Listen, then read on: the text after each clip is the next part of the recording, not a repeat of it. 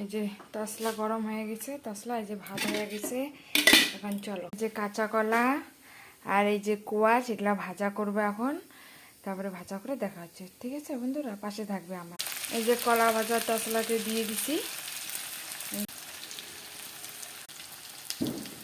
এই যেদিকে দুধ বসে দিছি, এই যে দুধ গরম হইতেছে, এই যে দেখো। আর এদিকে এই যে কোয়াশ ভাজতেছে, এখন নামাবো। তোমাদেরকে দেখাই কি কি রান্না করছি এখন, সব কিছু দেখাই।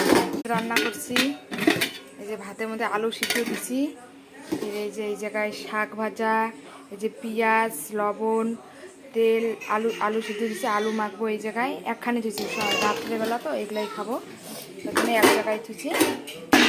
আর চলো, আর এই জায়গায় আছে কাঁচা কলা ভাজা আর কোয়াশ ভাজা আর কাঁচা লঙ্কা আছে, কাঁচা লঙ্কা ভাজা, আলু ছানা যাবে। আর এই জায়গায় আছে দুপুরকার ডাল, মুগ ডাল আছে এই জায়গায়, এগুলা দিয়ে খাওয়া হবে।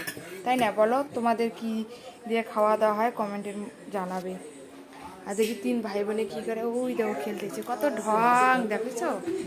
এই দেখো আমাকে দেখতে আসবে। আমি বাসন কুসন এখন মাজবো, গ্যাসটার কি অবস্থা হয় তাই না বলো। এখন কড়াইটা এখন মাজবো, তসলাটা মাজবো, এই যে গামলা এগুলা মাজবো। সে চলো এখন ধুয়ে দেবো এগুলা। এই জায়গায় এখন ধুয়ে দেবো, এই জায়গায় এই যে গামলাটা ধুয়ে দেবো, আর ঘরে ধুয়ে দেবো। এই যে এই জায়গায় এই ঝুড়িটাই ধুয়ে দেবো। এই যে কড়াই কান্না কাটি করতেছে আর